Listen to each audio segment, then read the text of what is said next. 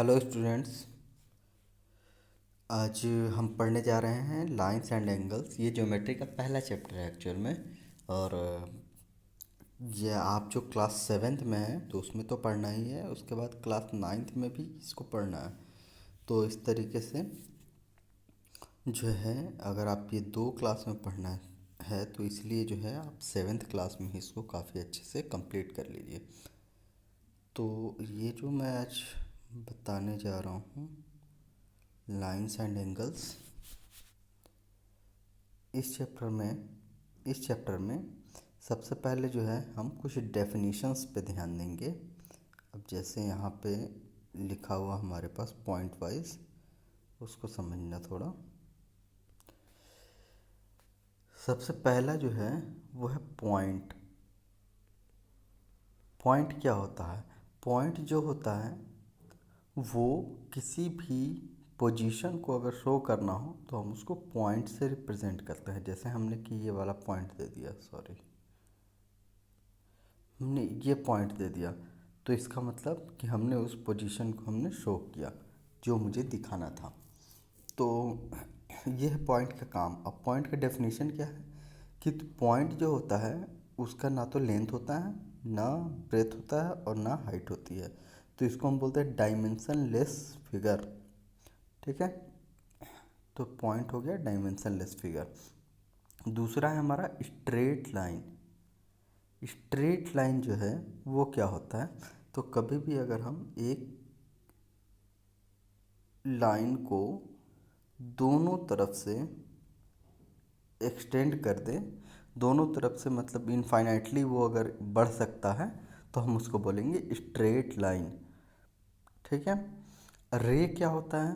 तो रे भी स्ट्रेट लाइन की ही तरह होता है, लेकिन उसके एक तरफ हम एक्सटेंड कर सकते हैं और एक तरफ जो होता है टर्मिनेटेड होता है। तो ये कह सकते हो कि इनिशियल पॉइंट है लेकिन टर्मिनल पॉइंट नहीं है इसका। ठीक है। अगला जो है हमारा लाइन सेगमेंट। तो उसका जो है इनिशियल पॉइंट भी होता है, टर्मिनल पॉइंट भी होता है, और उसके बीच में जो है ये लाइन खींची हुई। तो लाइन सेगमेंट जो है वो एक्चुअल में लाइन का ही एक टुकड़ा है। रे क्या है? एक लाइन का आधा है। अगर उसको हम लाइन को बीच से काट दें तो उसका आधा है। ठीक है, इस तरीके से आप कोरिलेट करके देख सकते हैं। अच्छा, वर्टेक्स क्या होता है? तो जैसे इस तरीके का आपका वर्टेक्स जो है उसके लिए इस तरीके का आपका डायग्राम दिख रहा है, ये दोनों रेज हैं। मान लो कि यहाँ पे ओ लिख दिया हमने, और यहाँ पे मान लो ए लिख दिया, और यहाँ पे बी लिख दिया। तो ओ ए और ओ बी रेज हैं।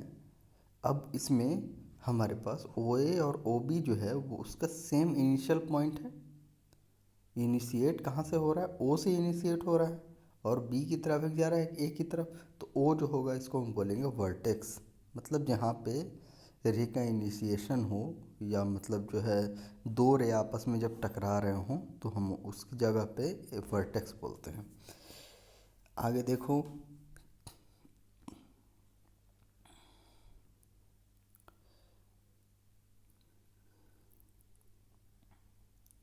कॉन्ग्रुएंट अगर कोई चीज़ है तो उसका क्या मतलब होता है?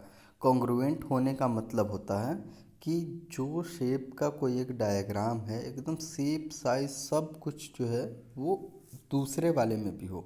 जैसे ये वाला ट्रायंगल दे रखा है और ये वाला ट्रायंगल, ये दोनों आपको दिख रहा होगा कि इक्विलेटरल जैसा दिख रहा है, और दोनों बराबर भी हैं।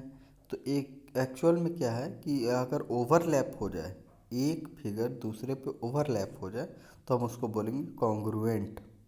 जैसे कि अपना एक हथेली जो है वो दूसरे हथेली से ओवरलैप हो जाता है, तो हम कह सकते हैं कि ये दोनों कॉन्ग्रुएंट हैं।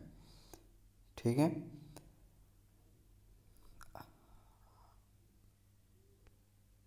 देखो यहाँ पे लाइन के बारे में भी दे रखा है यहाँ पे कि ये वाला लाइन और ये वाला लाइन, सॉरी लाइन सेगमेंट, ये दोनों लाइन सेगमेंट कॉन्ग्रुएंट हो सकता है अगर उसके लेंथ तो जो है वो दोनों बराबर हों।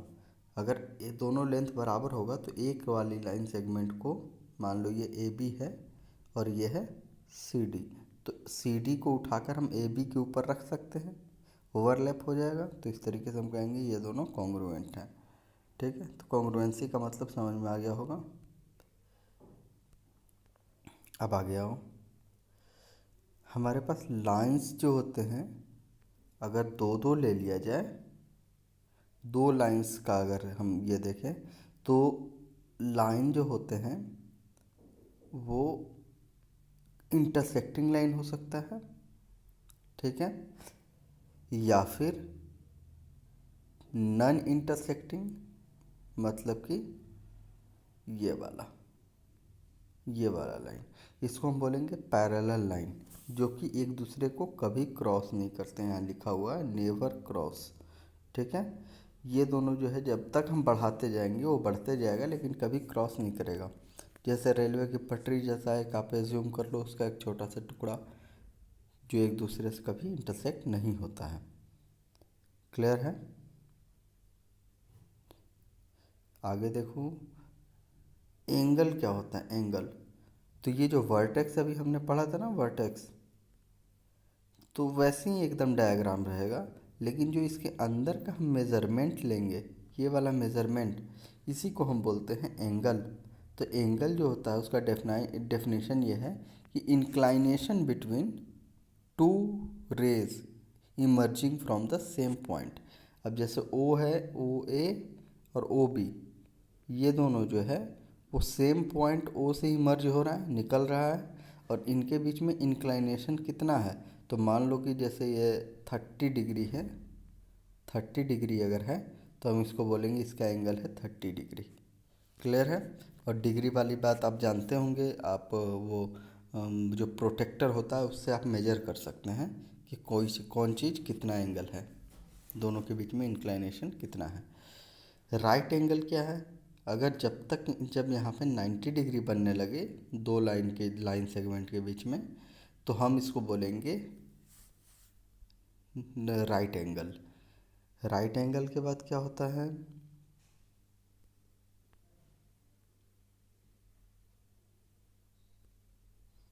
राइट एंगल के बाद स्ट्रेट एंगल।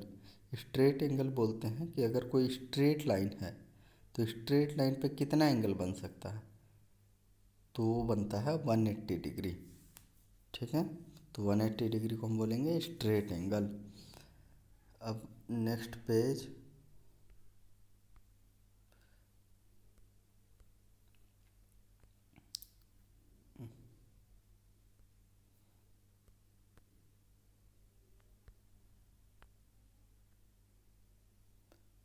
अब देखो एक्यूट एंगल क्या होता है? तो एक्यूट एंगल होता है अगर हम ज़ीरो से 90 के बीच में अगर हम ले लें, 0 से 90 डिग्री के बीच में कोई एंगल लें, तो ये जो हो गया एक्यूट एंगल। ये कैसे पता चलेगा 0 से 90? तो आपको ये पता है कि अगर हम यहाँ पे 90 बनाएं तो ऐसा जाएगा 90, तो उससे तो ये कम दिख रहा है ना ये वाली लाइन, तो इसीलिए जो हम इसको बोलेंगे कि बिटवीन 0 to 90 डिग्री। सही है? अब अगर हम यहाँ पे देखो, ऑब्ट्यूज एंगल हम बोलते हैं कि जब 90 डिग्री से बड़ा हो और 180 से छोटा। तो इस पे भी अगर हम एक लाइन ऐसे ड्रॉ करें तो ये हो गया 90 डिग्री, और ये आपको दिख रहा है थोड़ा सा बड़ा है उससे, तो 90 डिग्री से बड़ा होना चाहिए। और आपको एक और चीज़ पता है कि 180 डिग्री, तो 180 डिग्री के लिए एक स्ट्रेट लाइन होना चाहिए। तो अगर हम इसको ऐसे लाइन खींचें तो ये जो है टोटल ये 180 डिग्री होगा, तो उससे तो ऊपर है ना, तो इसीलिए हम यहाँ पे इसको बोलेंगे ऑब्ट्यूज एंगल। रिफ्लेक्स एंगल क्या होता है? तो रिफ्लेक्स एंगल, अगर हम कोई भी एक एंगल बनाते हैं एक्यूट या ऑब्ट्यूज, तो सपोज ये वाले एंगल को हम क्या बोलेंगे? अभी यहाँ पे जो दिख रहा है आपको, ये आपको दिख रहा होगा 90 डिग्री से ज़्यादा है तो ऑब्ट्यूज होगा, लेकिन 180 डिग्री से तो कम है ना, तो इसीलिए जो है जब हम उसका उल्टा वाला एंगल, ये वाला एंगल अगर हम मेज़र करते हैं तो ये वाले एंगल को हम बोलेंगे रिफ्लेक्स एंगल। तो इसकी खासियत ये है कि 180 डिग्री से ये बड़ा होगा और 360 डिग्री से छोटा होगा। ठीक है, अगला पॉइंट,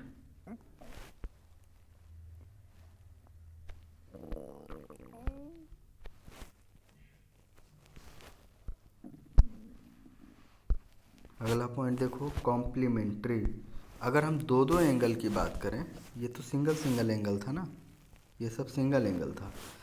यहाँ अगर हम दो दो एंगल की बात करें तो दो एंगल कंबाइंड फॉर्म में भी बहुत सारे नाम दिए जाते हैं। जैसे यहाँ पे है कॉम्प्लीमेंट्री एंगल। कॉम्प्लीमेंट्री का मतलब होता है कि if two angle having sum 90 degree then both angles are called as complementary. तो जैसे अब यहाँ पे देखो, एंगल ए बी डी ऐसे पढ़ते हैं हम लोग। जैसे ये ए था, ये बी था और यहाँ पे ऐसे डी है, तो ए बी डी ऐसे नाम पढ़ेंगे हम। तो एंगल ए बी डी ये वाला और एंगल डी बी सी, ये दोनों एंगल मिलकर आपको दिख रहा होगा कि यहाँ पे 90 डिग्री बना रहा है। ठीक है, तो इसलिए हम इसको बोलेंगे कॉम्प्लीमेंट्री। सप्लीमेंट्री क्या है?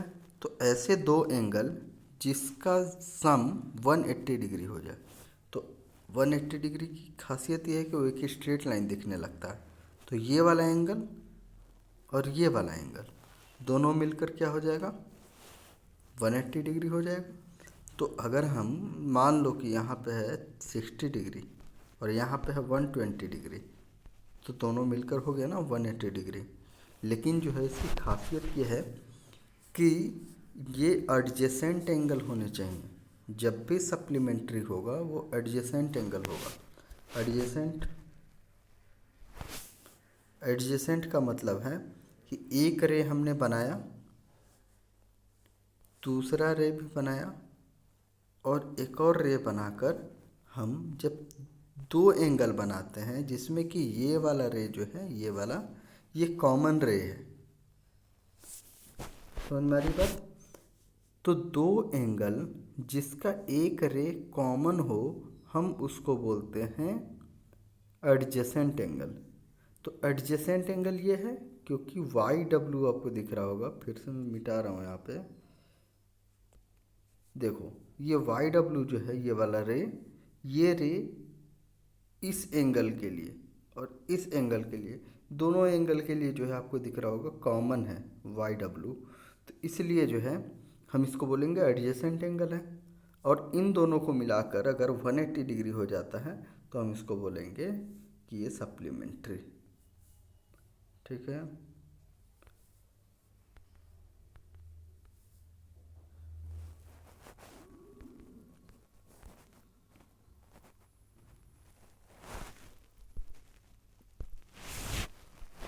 अगला है हमारा परपेंडिकुलर लाइंस।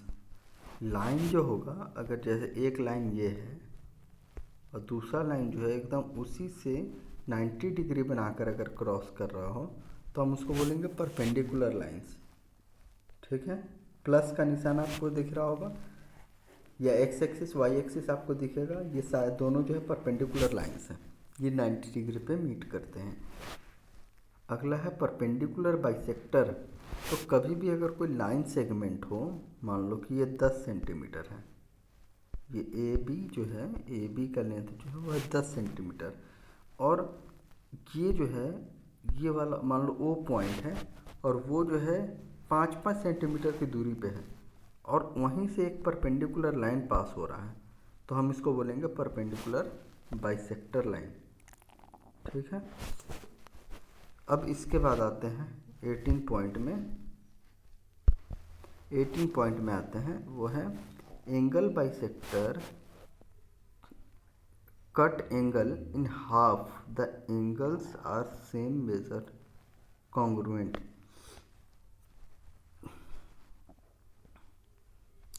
एंगल बाइसेक्टर के बारे में समझो।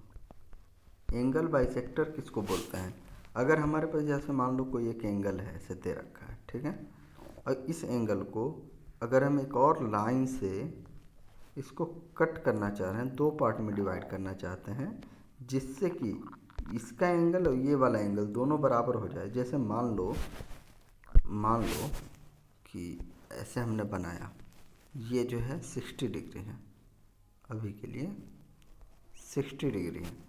अब जब हम इसको ऐसे बनाकर इसको लाइन खींचेंगे जिससे कि ये 30 और 30 में डिवाइड हो जाए, तो हम इसको बोलेंगे कि ये वाली लाइन एंगल बाइसेक्टर है।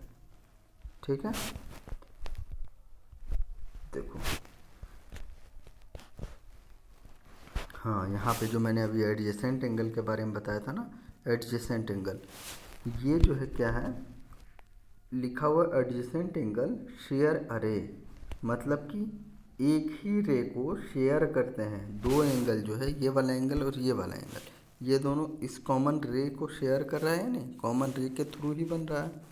जैसे कि ये वाला एंगल ऐसे बन रहा था और ये ऊपर वाला एंगल जो है ऐसे बन रहा था, तो ये वाला रे आ गया ना कॉमन। तो इस तरीके से हम इसको बोलेंगे एडजेसेंट एंगल। अगला,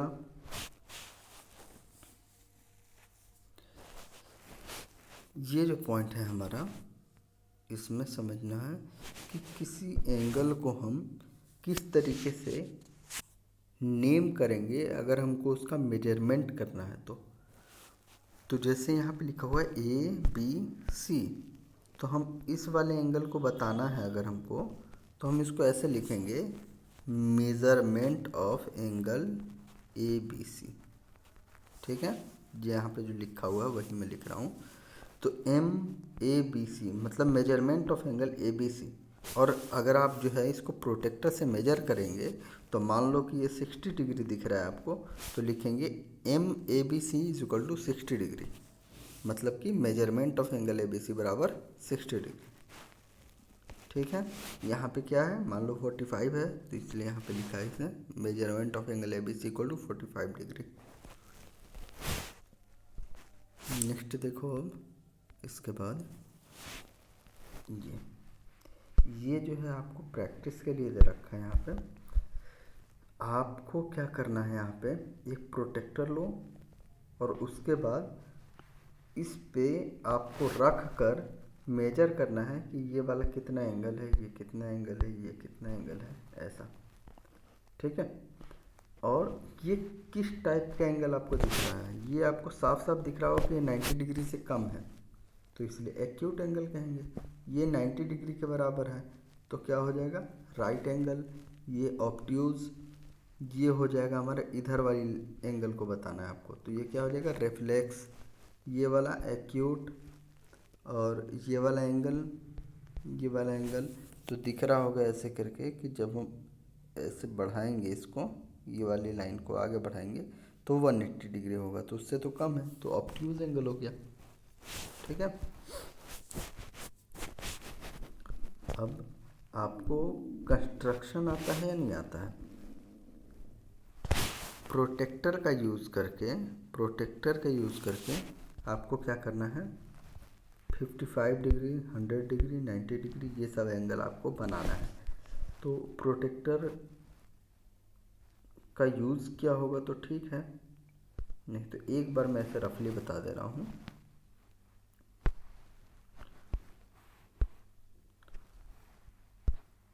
देखो, जैसे मान लो 55 डिग्री बनाना है, तो आपके पास प्रोटेक्टर ऐसा होगा, ऐसा करके, ऐसा बीच में ऐसा होगा, और इधर में जो है ये हो गया 90 डिग्री, और इसके बीच में ऐसे ऐसे बहुत सारे लाइन दे रखे होंगे ऐसा करके इधर पे।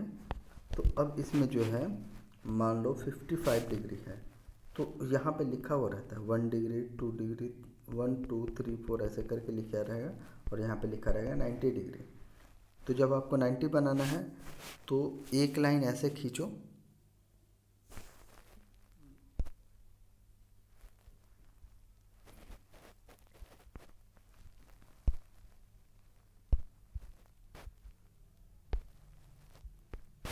अब देखो एक लाइन ऐसे खींचो यहाँ पे,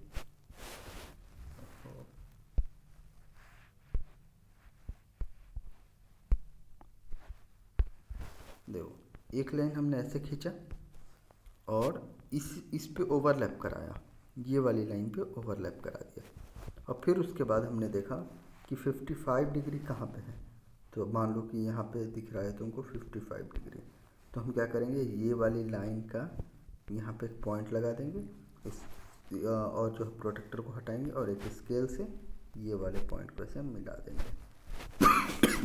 तो इस बीच जो है ये वाला एंगल क्या हो जाएगा, ये हो जाएगा 55 डिग्री। होप कि ये क्लियर हो गया होगा, बहुत आसान होता है ये, एक बार ट्राई करना। ऐसे करके आपको सारे एंगल जो है आपको बना लेने हैं।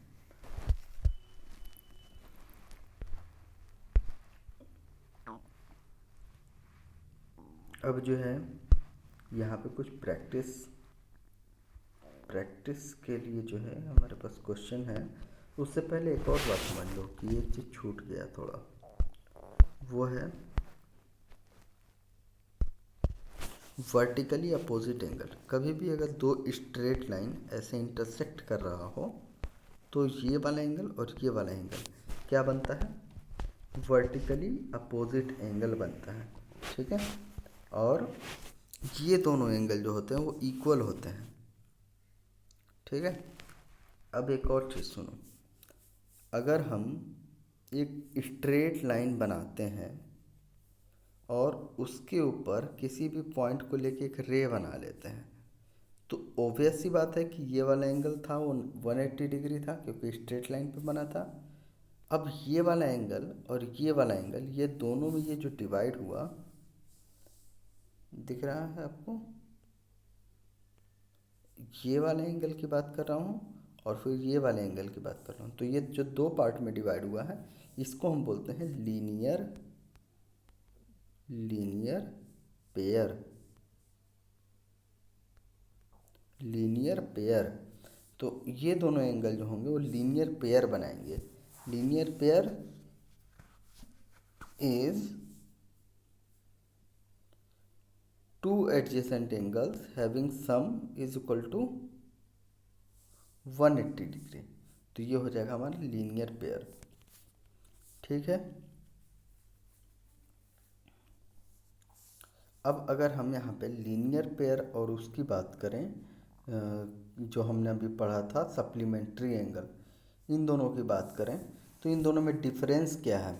तो डिफरेंस ये है कि सपोज एक हमने क्वाड्रिलेटरल बनाया, इस क्वाड्रिलेटरल में ये वाला एंगल मान लो 75 डिग्री है और ये वाला एंगल जो है 105 डिग्री है। दोनों को मिलाकर कितना हो गया, 180 डिग्री।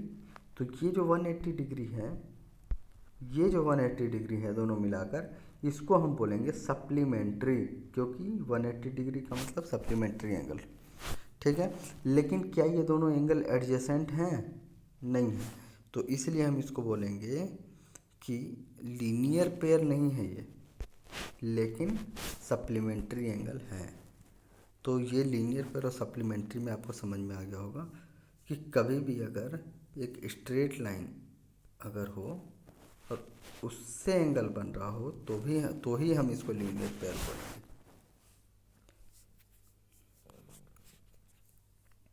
अब आते हैं क्वेश्चन के ऊपर, क्वेश्चन कैसे सॉल्व करेंगे इससे। ठीक है, अब देखो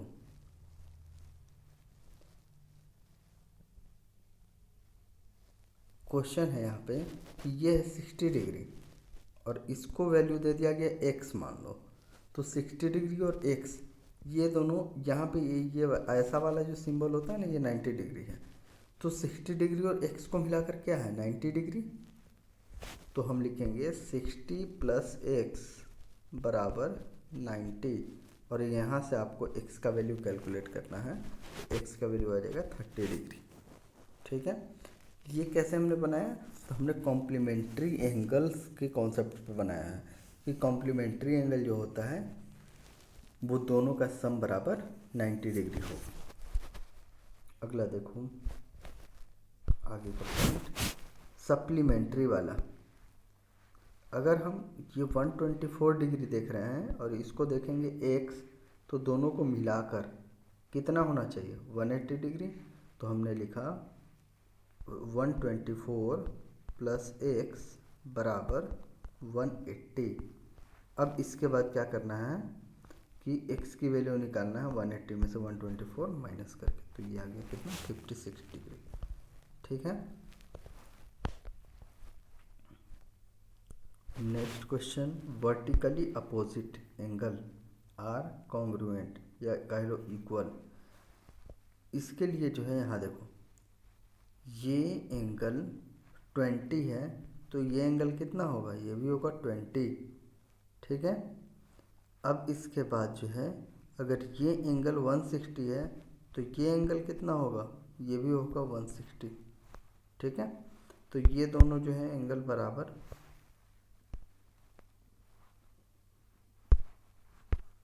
ये एंगल और ये एंगल बराबर, ये एंगल और ये एंगल बराबर।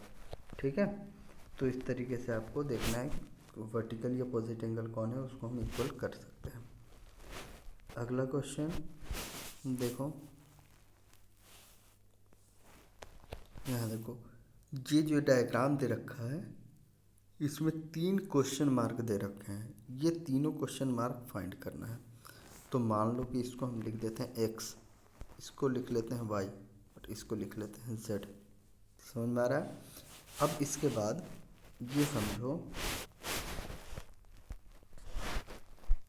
अब ये समझो कि ये वाला एंगल क्या है, ये एक लाइन पे बना हुआ है, तो लीनियर पेयर से दोनों एंगल का सम कितना हो जाएगा 180 डिग्री। तो 120 प्लस एक्स बराबर 180, ऐसा लिखकर और फिर उसके बाद एक्स की वैल्यू कैलकुलेट कर लो, तो एक्स की वैल्यू आ जाएगा 60 डिग्री। मतलब यहाँ पे मैं लिख रहा हूँ एक्स बराबर 60 डिग्री। ठीक, अब इसके बाद वाई की बारी। तो दिख रहा होगा कि एक्स और वाई ये एंगल दोनों वर्टिकली अपोजिट एंगल है। क्यों? तो वर्टिकली अपोजिट एंगल है तो इसका मतलब y बराबर भी जो है वो भी 60 डिग्री हो गया। ठीक है, अब इसके बाद z की बारी। तो देखो y प्लस जेड ये जो है ये 90 डिग्री होना चाहिए, क्योंकि जब इधर में 90 है तो इधर में भी तो 90 होगा, तो इसलिए y प्लस जेड जो है वो 90 होगा। और y की वैल्यू अभी आप कैलकुलेट किया कितना 60, तो हम लिखेंगे 60 प्लस जेड बराबर 90, और यहाँ से जेड का वैल्यू कैलकुलेट कर लो, वो कितना आ जाएगा 30 डिग्री। तो हम लिखेंगे जेड बराबर 30 डिग्री। तो इसी तरीके से हम सॉल्व करते हैं, ज़्यादा कॉम्प्लिकेटेड नहीं है। अगर फिर भी कोई प्रॉब्लम आ रहा हो तो दोबारा से पूछ लेना या वीडियो को रिपीट करके देख लेना।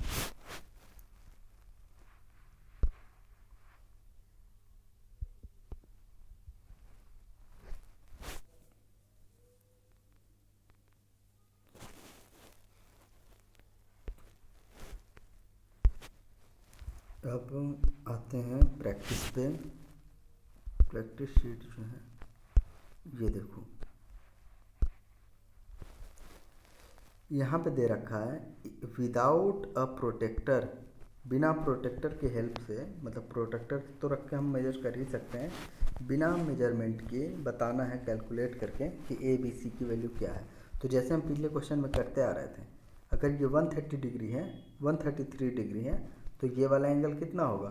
तो दिख रहा है कि ये एक स्ट्रेट लाइन है, ये वाला ये एक स्ट्रेट लाइन है, तो इसीलिए 133 और प्लस ए 133 प्लस ए बराबर कितना होना चाहिए 180।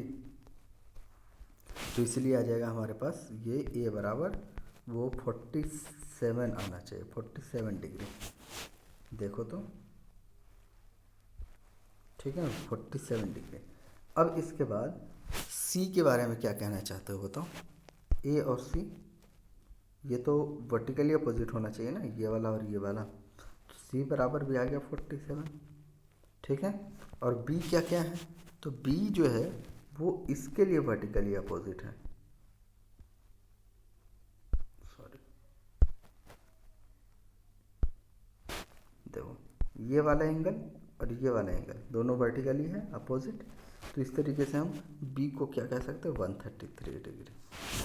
ठीक है, फिर से देखो ये 133 है तो ये वाला एंगल कितना हो गया 47, अब ये वाला 47 तो ये भी 47, और ये 133 तो ये भी 133। ठीक है, बस यही था इसका एक्सप्लेनेशन। अगला क्वेश्चन देखो, यहाँ पे ये 93 है तो ये भी 93, और 93 और प्लस ए कितना हो जाएगा 93 प्लस ए बराबर 180। तो यहाँ से हमको निकाल लेना है कि ए बराबर कितना होना चाहिए। तो ए बराबर क्या आएगा बताओ, 87 आ जाना चाहिए। तो ए बराबर आ गया 87, तो ये आ गया हमारे लिए 87, तो ये भी आ जाएगा 87, ये 93 तो ये भी आ गया 93। बस ऐसे ही आपको चेक करते हुए बना देना। यहाँ देखो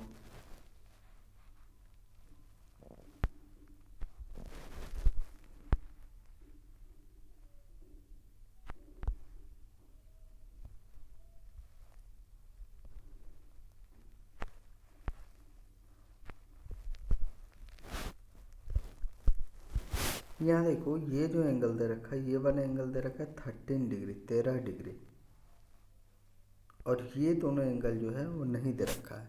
तो हम ऐसा लिख सकते हैं a+b+13 बराबर, तो ये एक स्ट्रेट एंगल बन रहा है। स्ट्रेट एंगल मतलब 180 डिग्री। ठीक है, एक स्ट्रेट लाइन है यहाँ पे, ये देखो ये एक स्ट्रेट लाइन है, और इसी पे जो है एंगल बना हुआ है 13b+a। तो a+b+13 बराबर 180 डिग्री। तो a+b की वैल्यू कितना आएगा? a+b का वैल्यू आ जाएगा हमारे पास वो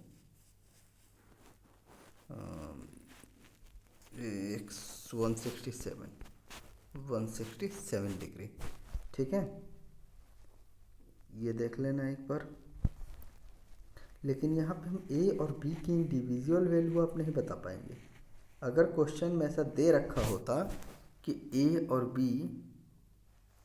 में से a क्या है या b क्या है, तो हम a और b की इंडिविजुअल वैल्यू भी कैलकुलेट कर सकते थे, लेकिन ऐसा हम नहीं कर पाएंगे। अब इसी को मैं एक बार और थोड़ा सा देख लो, मॉडिफाई करके बता रहा हूँ कि सपोज़ ऐसे बना हुआ होता है कि एक स्ट्रेट लाइन है, ऐसे एक परपेंडिकुलर लाइन बना हुआ है, और यहाँ पे बना दिया ये 13 डिग्री, और यहाँ पे लिख दिया a और यहाँ पे लिख दिया b। तो जब अब दिख रहा है कि ये वाला एंगल 90 डिग्री है, तो b बराबर 90 और a बराबर क्या होगा? तो 13 + a जो है ये कॉम्प्लीमेंट्री एंगल 90 डिग्री वाला। तो a बराबर कितना आ जाएगा हमारे पास? 77 डिग्री। ठीक है, 77। तो इस तरीके से a और b की हम इंडिविजुअल वैल्यू भी कैलकुलेट कर सकते थे, लेकिन यहाँ पे नहीं कर पाएंगे क्योंकि ये कोई एंगल दे नहीं रखा है यहाँ पे। आगे देखो, ये वाले क्वेश्चन में, इस वाले क्वेश्चन में क्या करना है? अगर ये 84 डिग्री है तो ये भी 84। ठीक है, इसके बाद अगर हम इसको देखें तो ये 31 डिग्री है, तो ये भी 31 डिग्री, वर्टिकली अपोजिट। ठीक है, अब इसके बाद d की वैल्यू हम कैसे कैलकुलेट करें? तो d की वैल्यू के लिए देखना, अगर हम d की वैल्यू कैलकुलेट करना चाहते हैं तो हम ऐसे लिखेंगे 180 डिग्री में से क्या क्या माइनस करो? 31 को माइनस करो और 84 को भी माइनस कर दो, मतलब कि इन दोनों को ऐड करके और 180 में से माइनस कर दो। तो मेरे ख्याल से कितना आ जाएगा? 115। तो वो आ जाएगा हमारे पास 65 डिग्री। 65 डिग्री देख लेना, कैलकुलेशन सही हो तो ये आ जाएगा 65। तो अब जो है कभी भी कितने भी एंगल बने हुए हों, अगर +1 ये एक स्ट्रेट एंगल बन रहा है यहाँ पे, जैसे 1 2 3 एंगल बना हुआ था और तीनों मिलाकर ये एक स्ट्रेट एंगल बना रहा है, तो हम क्या करेंगे? एक एंगल निकालने के लिए बाकी का 2 एंगल अगर गिवन हो तो हम उसको माइनस कर लेंगे। ठीक है, आगे देखो, अगर d की वैल्यू आ गया 65 तो a की वैल्यू भी आ गया 65। तो इस तरीके से हम एक एक करके सारा हमने कैलकुलेट कर लिया।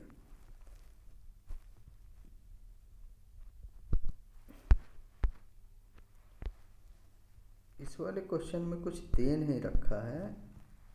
इस वाले क्वेश्चन में जो है ना, मेरे ख्याल से कुछ मिस्टेक है, दे नहीं रखा है, नहीं तो a और b की इंडिविजुअल वैल्यू भी कैलकुलेट करी जा सकती थी। ठीक है,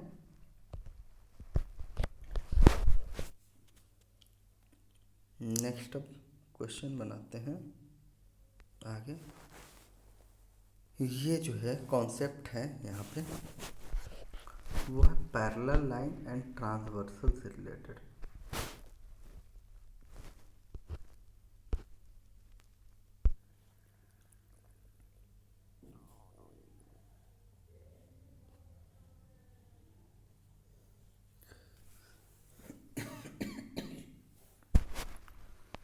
देखो ये है पैरेलल लाइन एंड ट्रांसवर्सल का कॉन्सेप्ट।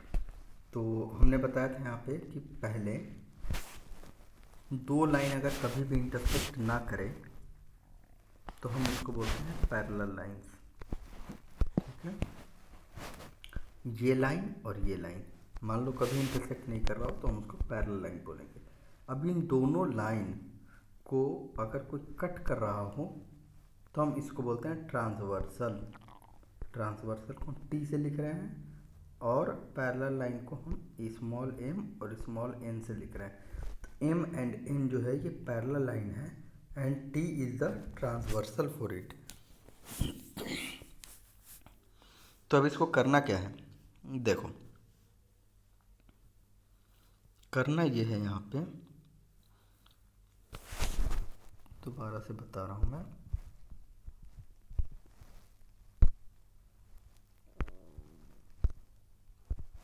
देखो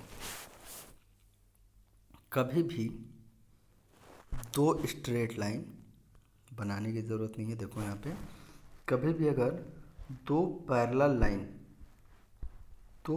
लाइन ऐसे, ये जो दोनों हैं ये दोनों को एक लाइन अगर ऐसे कट करती है ये वाला लाइन, तो हम इसको बोलते हैं, पैरेलल लाइन को कट करने वाले को हम बोलते हैं ट्रांसवर्सल। अब देखो यहाँ से कितने एंगल जनरेट हुए, तो एंगल जो जनरेट हुआ 1 2 3 4, फिर यहाँ पे 5 6 7 8 ऐसे ऐसे नाम दे दिया है क्या एंगल को, ठीक है। तो यहाँ पे एक चीज़ आपको ध्यान देना है कि 3 तरीके के एंगल बनते हैं, 3 तरीके के एंगल बनते हैं। पहला है करस्पॉन्डिंग एंगल, दूसरा है अल्टरनेट इंटीरियर एंगल और तीसरा होता है को इंटीरियर एंगल। को इंटीरियर का मतलब interior angle of the same side of transversal.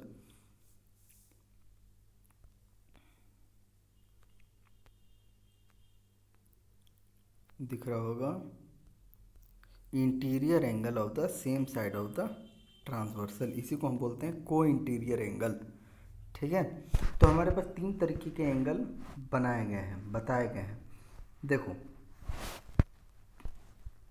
कभी भी दो लाइन को एक ये कट करेगा तो यहाँ पे नाम दिया 1 2 3 4, फिर यहाँ पे 5 6 7 8, इस तरीके से नाम दे दिया गया, इधर में है डिनोट किया हुआ।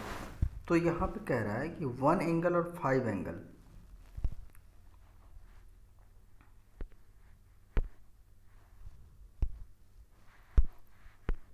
देखो 1 एंगल और 5 एंगल, ये दोनों एंगल जो है करस्पॉन्डिंग एंगल कहलाएंगे। मैं इसमें डायग्राम में बता रहा हूँ, एक बार रुको।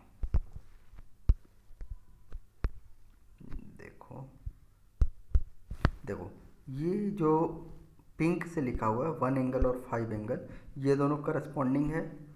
2 6 जो ब्लू से लिखा हुआ है, जो ग्रीन से लिखा हुआ है 4 8, और जो रेड से लिखा हुआ है 3 और 7, ये जो है एंगल जिस कलर से लिखा हुआ है उसी तरीके से पेयर में इन दोनों को करस्पॉन्डिंग एंगल बोलते हैं, ठीक है। तो यहाँ पे देखो लिखा हुआ है कि corresponding angles are equal. Corresponding angle जो होते हैं इक्वल होते हैं, जैसे वह एंगल 1 जो होगा वो 5 के बराबर होगा, एंगल 2 जो है वो एंगल 6 के इक्वल होगा। तो यहाँ पे लिखा हुआ है angle 2 is equal to angle 6। और तो ये जो कलर वाइज जो दे रखा है ना, यहाँ पे ये जो कलर वाइज दे रखा है ये दोनों बराबर एंगल के दे रखा है और उसका नाम है करस्पॉन्डिंग एंगल। फिर यहाँ पे दूसरा है वो है अल्टरनेट इंटीरियर एंगल। तो देखो 2 लाइन था, दोनों लाइन के बीच में ये अंदर में ही ये बने हुए एंगल, तो इसको हम बोलते हैं इंटीरियर एंगल, ठीक है। अब उसके बाद ट्रांसवर्सल है हमारा, ये वाला ट्रांसवर्सल है, इसके 3 जो है वो एक साइड है और जो है ये 6 जो है वो दूसरी साइड है, तो इसको हम बोलते हैं अल्टरनेट इंटीरियर एंगल, ठीक है। उसी तरीके से 5 और 4 भी। तो यहाँ जो है वो लिखा हुआ है कि 3 जो है वो 6 के बराबर होगा, 4 जो होगा वो 5 के बराबर होगा। तो इस तरीके से हम कह सकते हैं alternate interior angle are also equal. अब तीसरा जो है हमारा वो है को इंटीरियर एंगल, मतलब interior angle of the same side of transversal. मतलब कि ये जो है 6 और 4 लिखा हुआ है एंगल ये, फिर एक और एंगल यहाँ पे लिखा हुआ है 5 और 3, ट्रांसवर्सल के एक ही तरफ है। ट्रांसवर्सल के मान लो कि 4 और 6 जो है वो राइट साइड है और 3 और 5 जो है वो लेफ्ट साइड है। तो ये दोनों हम देख सकते हैं कि ट्रांसवर्सल के एक ही तरफ है, of the same side of transversal, and interior angle है, मतलब कि दोनों पैरेलल लाइन के बीच में ये लाई करता है। तो ऐसे अगर आप पेयर ढूंढेंगे तो उसकी खासियत ये है, देखो कि दोनों एंगल का सम कितना हो जाएगा 180 डिग्री, मतलब कि सप्लीमेंट्री होता है। ठीक है, तो अगर हम यहाँ पे देखें तो कह सकते हैं कि 5 और 3 मिलाकर कितना हो जाएगा 180 डिग्री, और एंगल 4 और 6 मिलाकर कितना हो जाएगा 180 डिग्री। ठीक है, अब मैं इसको समराइज़ करता हूँ, मैं इस पेज पे देखना। अगर हम कभी भी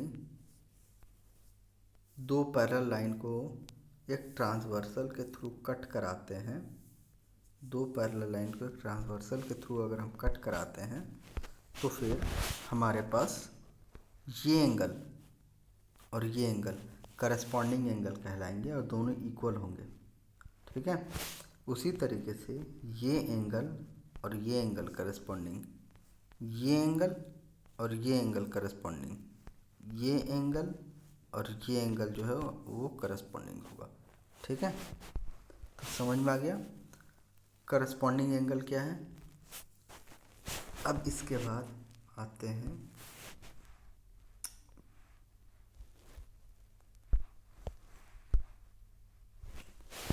यहाँ पे फिर से कि लाइन ड्रॉ किया, दो पैरेलल लाइन, इसके बीच का ये ट्रांसवर्सल है। अब इसको हम क्या बोलेंगे, इंटीरियर एंगल, मतलब ये वाली लाइन और ये वाली लाइन के बीच में एंगल बना हुआ, तो ये वाला एंगल जो होगा वो ये वाले एंगल के बराबर होगा। ठीक है, और ये वाला एंगल जो होगा वो ये वाले एंगल के बराबर होगा। तो हम इसको कह सकते हैं इंटीरियर अल्टरनेट इंटीरियर एंगल। ठीक है, तीसरा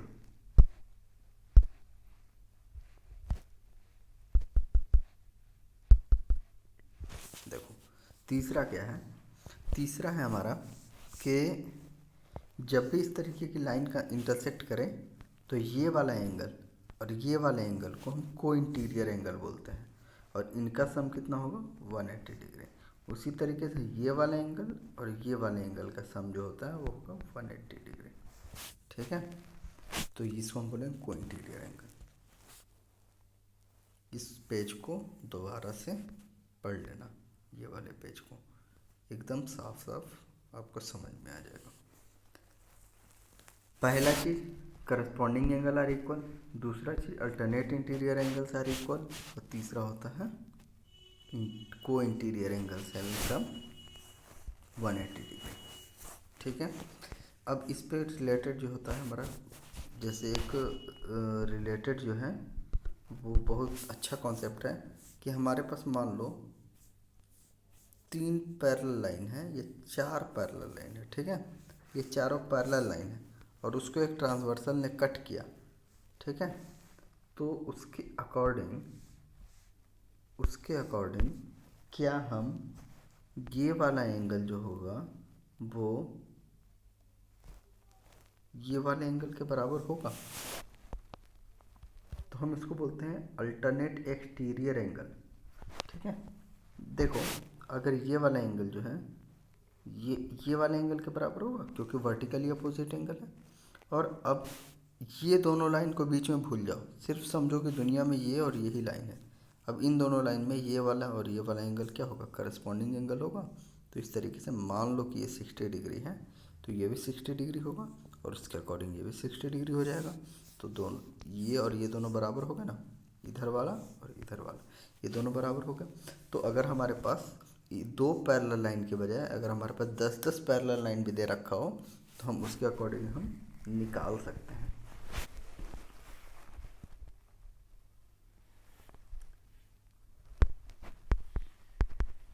अब नेक्स्ट जो है हमारा, इस पे क्वेश्चन हम कैसे करेंगे, देखो इस पे कैसे क्वेश्चन है।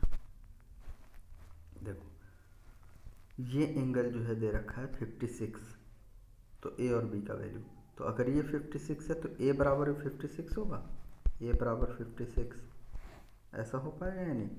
देखो मैं तो कह रहा हूँ कि ये होगा, क्यों, क्योंकि 56 और ए जो है ये करस्पॉन्डिंग एंगल बना रहे हैं, ठीक है।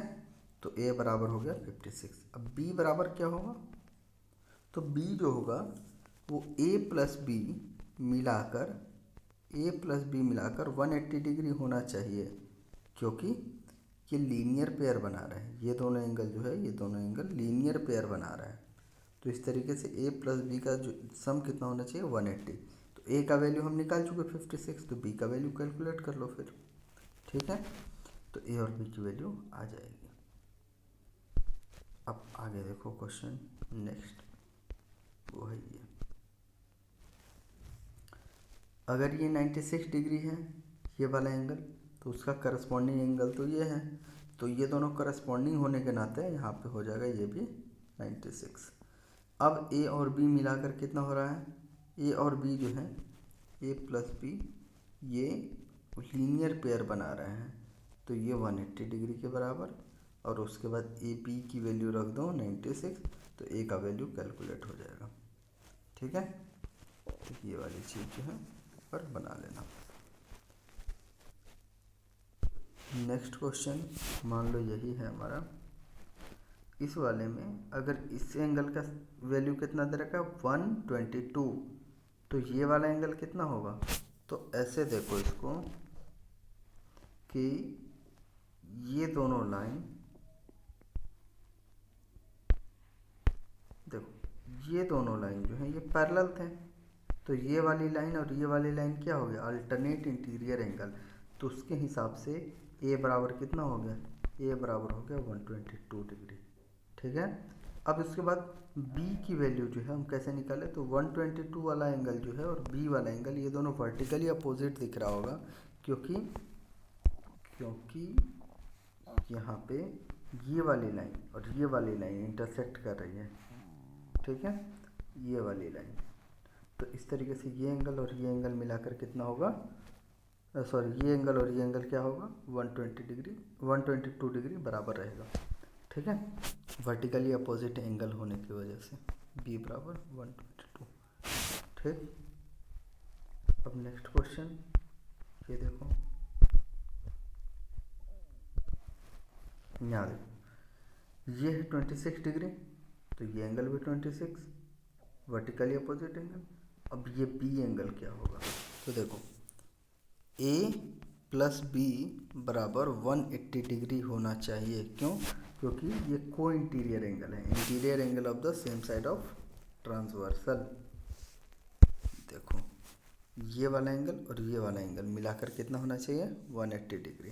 तो अगर ये इसको हम निकाल चुके हैं 26 डिग्री यहाँ पर निकाल चुके हैं, तो ए का वैल्यू रख दो 26 प्लस बी बराबर 180, तो यहाँ से आ जाएगा हमारे पास 154, बी बराबर कितना आ गया 154 डिग्री।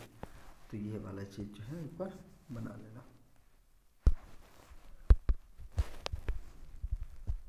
अब इस वाले क्वेश्चन में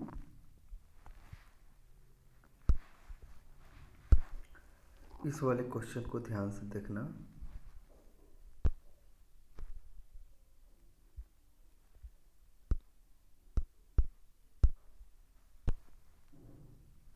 क्वेश्चन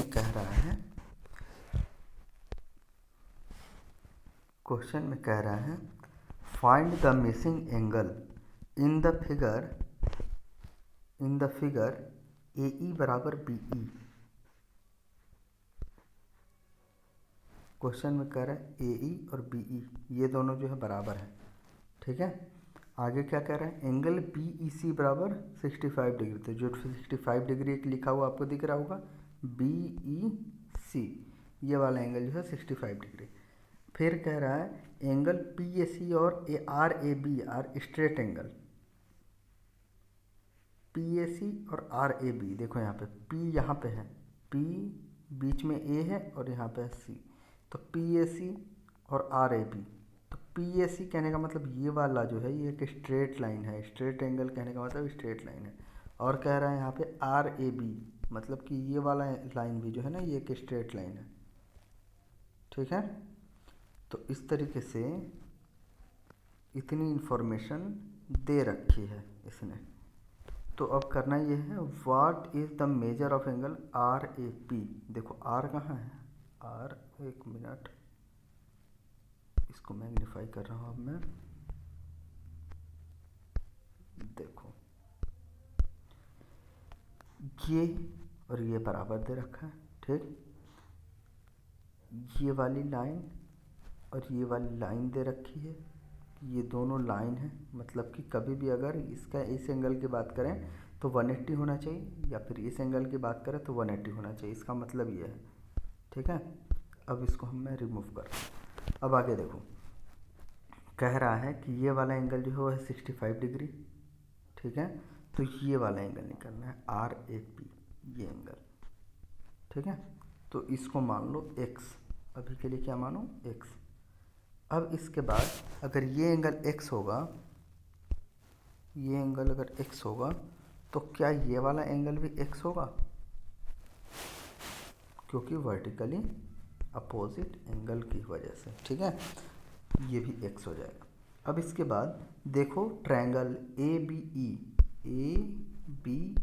ट्रायंगल में अगर हम देखेंगे तो यहाँ पे दिखेगा AE और EB, ये दोनों बराबर हैं, तो इसलिए जो है ये वाला एंगल भी x ही होगा, ये वाले एंगल को भी हम x ही बोलेंगे, क्योंकि दोनों साइड तो बराबर हैं, तो उस तरीके से उसका अपोजिट एंगल भी बराबर होगा। अब इसके बाद इसको और मैग्नीफाई कर रहा हूँ मैं, थोड़ा सा रुक जाओ।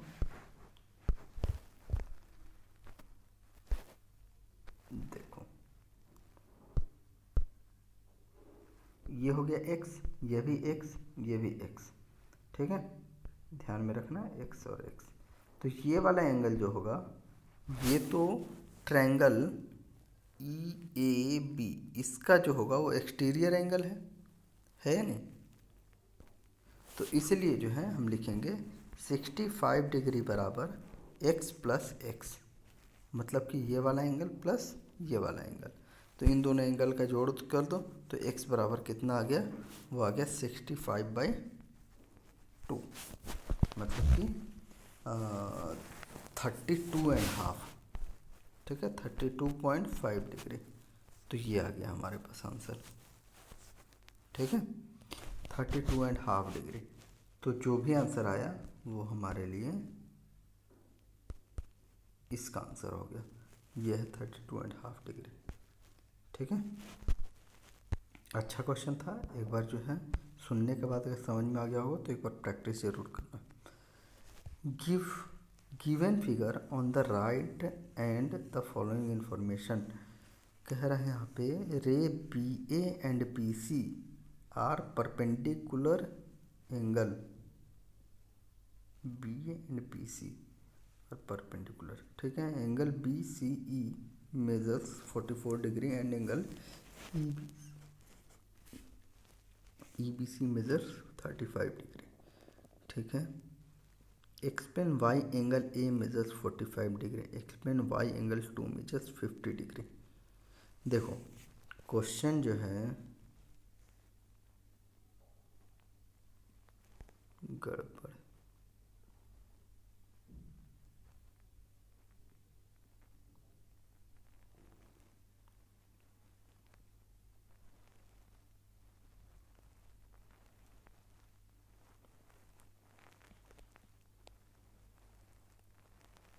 जी क्वेश्चन हमको गड़बड़ लग रहा है, थोड़ा सा क्वेश्चन में गड़बड़ है थोड़ा सा मेरे ख्याल से। क्वेश्चन में ये कह रहा है, देखो क्वेश्चन में कह रहा है ये जो डायग्राम दे रखा है वो AB और BC ये परपेंडिकुलर है, ठीक है, ये परपेंडिकुलर है। अब फिर कह रहा है कि ये वाला एंगल जो है वो 44 दे रखा है, ये वाला एंगल 35 दे रखा है, जो लिखा हुआ है वही है। और इसको कह रहा है ये एंगल 1, और इसको बोल रहे हैं एंगल 2। तो क्वेश्चन में कह रहा है explain why angle 1 measure 45 degree. 45 की जगह यहाँ पे 44 होना चाहिए था, ठीक है। और explain why angle 2 measures 50 degree.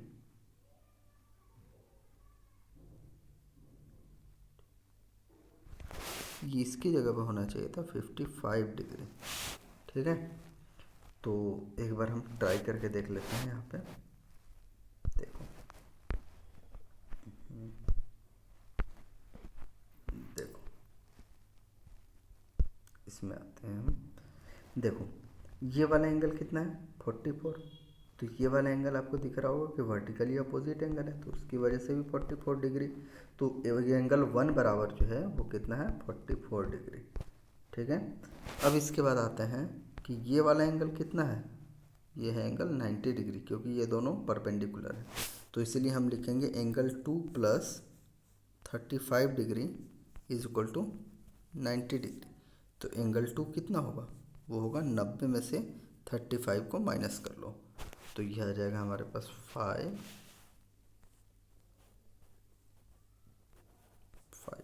55 degree. तो ये हो गया हमारे पास आंसर। तो यहाँ पे करेक्शन कर लेना एक थोड़ा सा, ये वाला यहाँ पे लिख लेना 44, यहाँ पे लिख लेना 44 डिग्री, और यहाँ पे लिख लेना 55 डिग्री, ठीक है, इसकी जगह पे और इसकी जगह पे। तो ये हो गया हमारा आज का लेक्चर। अब इसके बाद मैं कुछ असाइनमेंट का क्वेश्चन दूंगा, वो भी एकदम आसान रहेगा, बस आप उसको प्रैक्टिस कर लेना। Okay, thank you. होप कि आपको समझ में आ गया होगा। अगर कोई डाउट रह जाए तो पूछ लेना।